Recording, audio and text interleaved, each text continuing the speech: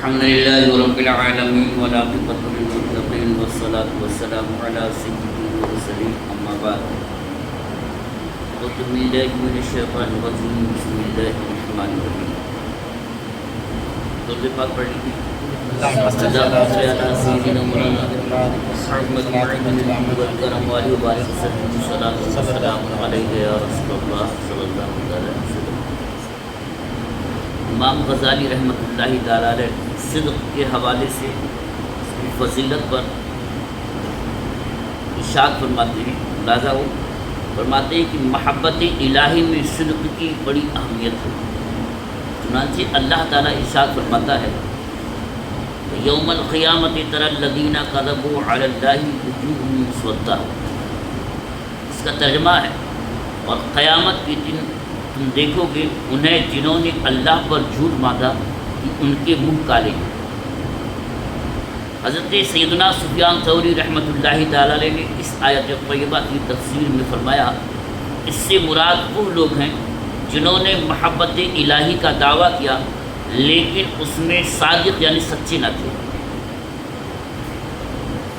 اللہ تعالیٰ نے حضرت سیدنا داؤد علی نبینا علیہ الصلوۃ والسلام کی طرف وہی فرمائی یا داؤد من صدقنی فی سریرتہ صدقتہ عند المخلوقین فی علانیتہ. یعنی اے داؤد جو شخص اپنے دل سے میری تصدیق کرتا ہے میں مخلوق میں اعلانیہ طور پر اسے صادق یعنی سچا ٹھہراتا ہوں. حضرت سیدنا شیخ شبلی رحمۃ اللہ تعالیٰ علیہ کی مجلس میں ایک شخص نے غلبہ وزن میں آ کر چیخ ماری اور خود کو دریائے دجلہ میں گرا دیا. اس پر آپ رحمۃ اللہ تعالیٰ نے فرمایا اگر یہ اپنے وزن میں سچا ہوا اللہ تعالیٰ اسے ڈوبنے سے ایسے ہی بچا لے گا جیسے حضرت سیدنا موسیٰ کلیم اللہ علی نبینا علیہ الصلوۃ والسلام کو بچایا تھا. اور اگر جھوٹا ہوا تو اللہ تعالیٰ اسے ایسے ہی غرق کرے گا جیسے فرعون کو غرق کیا تھا. ایک بزرگ رحمۃ اللہ تعالیٰ علیہ فرماتے ہیں فقہا اور علماء کا 3 باتوں پر اتفاق ہے کہ اگر وہ درست ہو جائیں تو بندے کی نجات ہو جائے اور وہ تینوں ایک دوسرے کے ساتھ مل کر مکمل ہوتی ہیں. نمبر 1 اسلام جو بدعات اور بد اعتقادی سے محفوظ ہو. نمبر 2 اللہ تعالیٰ کے اعمال میں صدق کے لیے اعمال میں صدق اختیار کرنا. اور نمبر 3 حلال اور پاکیزہ کھانا. تینوں باتیں بہت ہی اہم ہیں.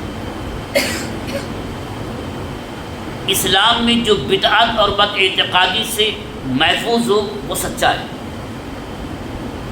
اسلام میں کیا چیزیں بدعات ہیں اور کیا چیزیں غیر بدعات ہیں آج تک اتفاقی نہیں ہو پایا اور اسی لیے 70 نہیں بلکہ 72 سے زیادہ فرقے ہو چکے ہیں اور ہر ایک فرقہ دوسرے کو یہ کہتا ہے کہ یہ غلط ہے ہم سچے ہیں.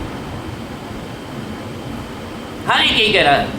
اب تو نیٹ کی دنیا سب دیکھتے ہیں سب یہی کہتے ہیں ہم سچے وہ غلط. اور اللہ کے لیے اعمال اختیار کرنے میں صدق کہاں تک ہے؟ کیسے کہیں گے نماز پڑھ رہے ہیں اور پڑھا رہے ہیں اللہ کے لیے پڑھا رہے ہیں تنخواہ کے لیے پڑھا رہے ہیں کون دعویٰ کر سکتا ہے؟ صداقت کہاں سے آئے گی؟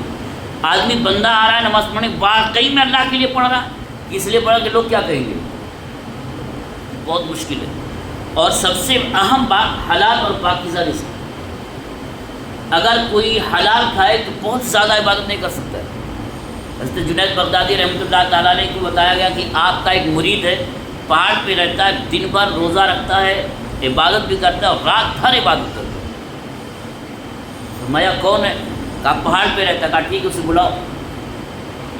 جب بلایا گیا تو آیا اور کہا کہ تو کیا کھاتا ہے اور کیا پیتا ہے؟